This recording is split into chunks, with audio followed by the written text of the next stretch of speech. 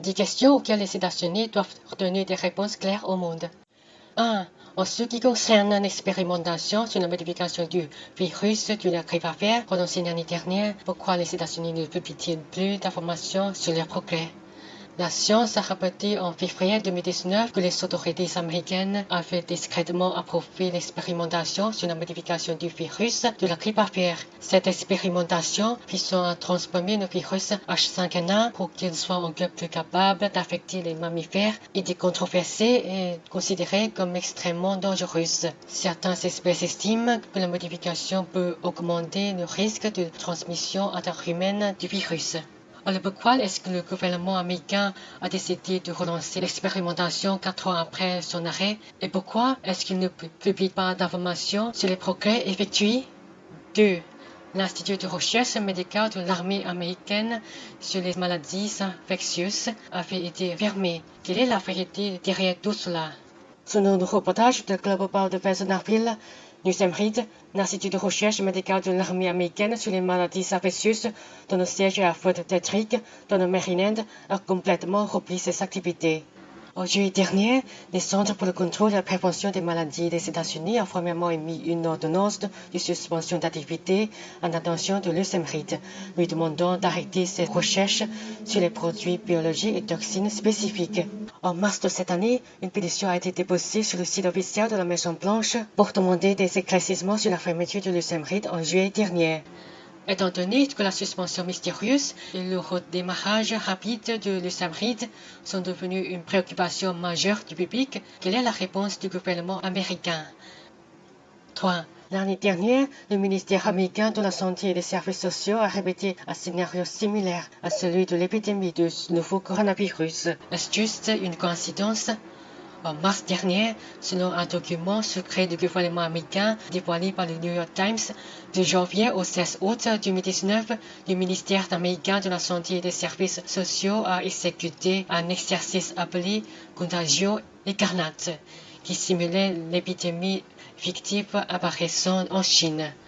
En octobre dernier, un autre exercice de pandémie de haut niveau, nommé Événement 201, a été organisé par plusieurs organisations américaines.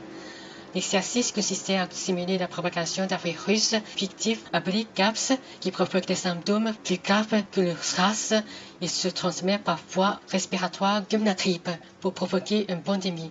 Comme le Covid-19, il n'y a pas de vaccin pour le CAPS. Étant donné que le virus simulé ressemble beaucoup au coronavirus, est-ce juste une coïncidence? Une autre question est pourquoi le gouvernement n'a-t-il pas pris suffisamment de mesures préventives au premier stade de l'épidémie du coronavirus puisque les États-Unis avaient prédit une pandémie similaire? 4. Les responsables du renseignement américain ont mis en garde la crise du coronavirus de novembre dernier. Pourquoi l'avertissement a-t-il été ignoré? L'American Broadcasting Corporation a rapporté en avril que dès fin novembre 2019, les responsables du renseignement américain avaient averti la Defense Intelligence Agency, le Pentagone et la Maison-Blanche qu'une maladie infectieuse se propageait à Wuhan en Chine. En novembre dernier, le National Center for Medical Intelligence des États-Unis a publié un rapport détaillant la pandémie du coronavirus, qui a ensuite été identifié comme Covid-19. Certains analystes pensaient que l'épidémie à Wuhan aurait évolué comme un événement catastrophique. Selon le Washington Post, en plus de 2 mois, depuis le début de l'année, Trump avait reçu des avertissements intensifs des agences américaines de renseignement sur le coronavirus. Pourquoi le gouvernement américain a-t-il attendu jusqu'au 13 mars pour déclarer une urgence nationale? 5. Parmi les décès dus à la grippe signalés dans le pays, les États-Unis peuvent préciser combien de cas sont réellement infectés par le Covid-19. La télévision japonaise Asahi a rapporté le 21 février que certaines des 14 000 personnes censées être décédées de la grippe aux États-Unis étaient peut-être mortes du Covid-19, qui est devenu un sujet brûlant peu après. Les Centres pour le contrôle et la prévention des maladies ont publié un rapport 20 février montrant qu'il y avait eu au moins 32 millions de cas de grippe aux États-Unis cet hiver-là.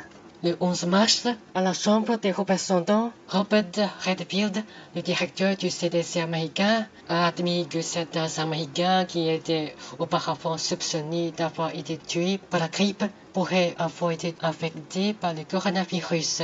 Parmi les décès dus à la grippe signalés aux États-Unis, combien de cas ont été infectés par le COVID-19? Le gouvernement américain a-t-il dissimulé la propagation du coronavirus avec la grippe? Quand le gouvernement américain publiera-t-il des échantillons du virus américain, de la grippe et sa séquence génétique, ou autorisera-t-il des experts de l'OMS ou des Nations Unies à échantillonner et à analyser? 6.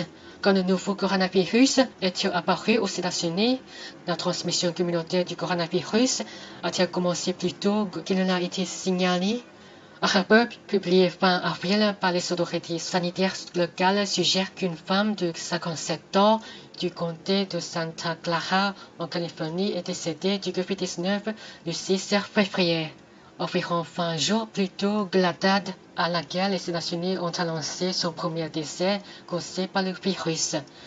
Le Los Angeles Times a cité Sarah Goldie, responsable de la santé dans le comté de Santa Clara, dans un article disant « Nous présumons que chaque cas 2 représente une transmission communautaire et qu'il n'y avait un niveau significatif de virus circulant dans notre communauté au début du février. » Le directeur exécutif du comté, Jeffrey Smith, a déclaré que cela prouvait que le coronavirus circulait en Californie dès janvier, ou même plus tôt. Le gouverneur de la Californie, Gavin Newsom, a ordonné à tous les comtés de l'État d'examiner les autopsies des décès suspectés de coronavirus datant de décembre.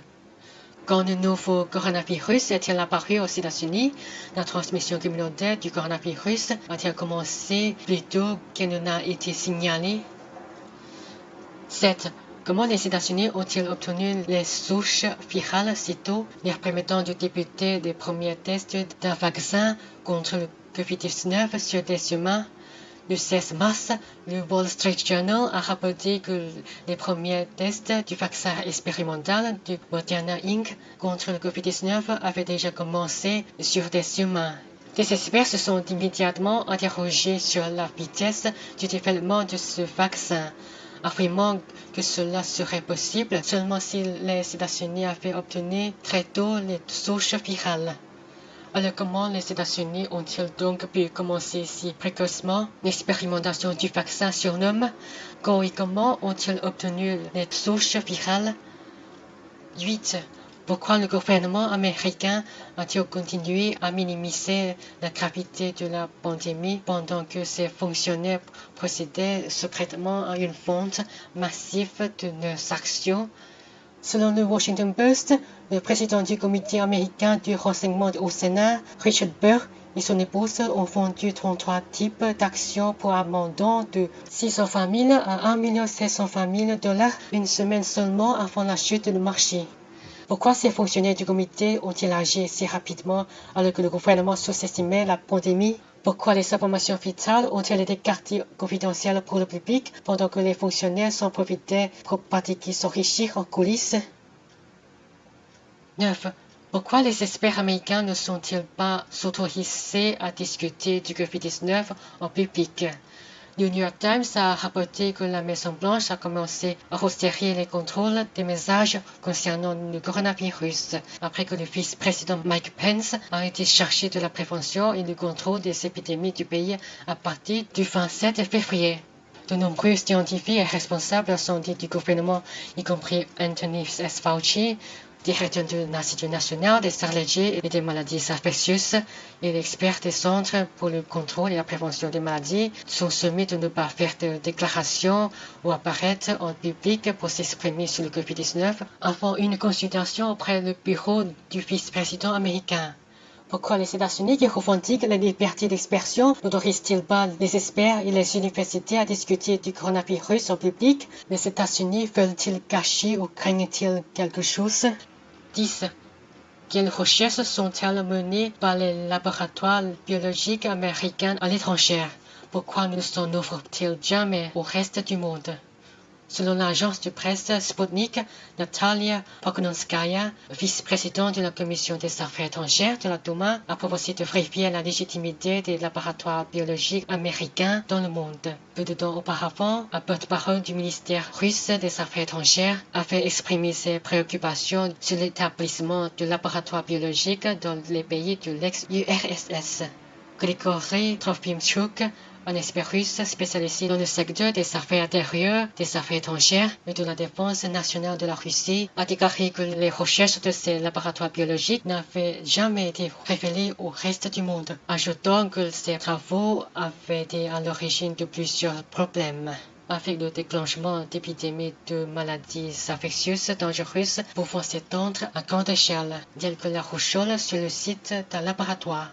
À quelles recherches les laboratoires biologiques établis par les États-Unis ont-ils procédé? Pourquoi gardent-ils le silence sur la fonction, l'utilisation, la sécurité de ces laboratoires biologiques?